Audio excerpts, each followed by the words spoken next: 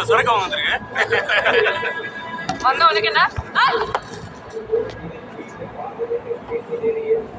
అన్నా ఇదో ఫిష్ ఇవ్వా అన్నా అదొక్కటే బతకడం కష్టం అన్నా నేను ఒక్కనే అన్నా బతుకుతలేను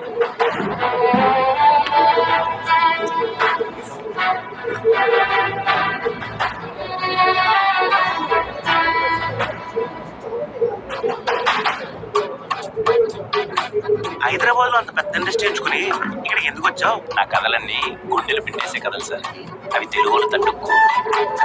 ఏం చదువుకున్నావు బాబు? జీవితాన్ని అంటే చదువు అవ్వలేదు అని చెప్తున్నాడు ఆంటీ. ఈవిడేంటన్నా తెల్లారే మొదలు పెట్టేసింది. ఇది ఇప్పుడు ఖాళీగానే ఉంది. ఈజీగా వర్కౌట్ అవుతుందనే కదా. మీలో ఏదో కొంచెం మార్పు వస్తుంది. నువ్వేమిటా నన్ను మార్చడానికి? అసలు నా గురించి నీ ఒపీనియన్ ఏంటి? స్టీవెన్ గారి దృష్టిలో మీరు ఎప్పుడు ఇది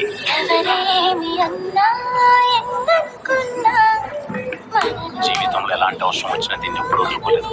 ఇది మీకు ఇస్తున్నానంటే ఆలోచించండి. మీరు నాకు ఎంత ఇంపార్టెంట్. ఆ క్షణం అనిపించిందండి. మనమే చిరంజీవి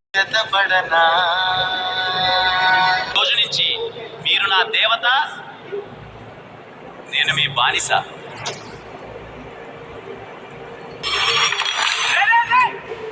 నా మనసులో స్టీవెన్ తప్ప ఇంకెవరు లేరు. నాకెందుకు అబద్ధం చెప్పారు? మీ థాట్ మైండ్ సెట్ ముద్దు దగ్గర అయిందా, లేక ఇంకేమైనా చేశారా? నా కళ్ళలో చూసి చెప్పండి. నేను వాడితో పెళ్ళి మాత్రమే కాదు, నా లైఫ్ మొత్తాన్ని యూజ్ చేసుకున్నాను. ప్రతి ప్రేమ కథ ఒకేలా ఉంటే చరిత్ర కూడా నచ్చదండి. నమ్మని వాడికి ఈ కథ ఒక అబద్ధం, నమ్మగలిగితే అదే అర్థం.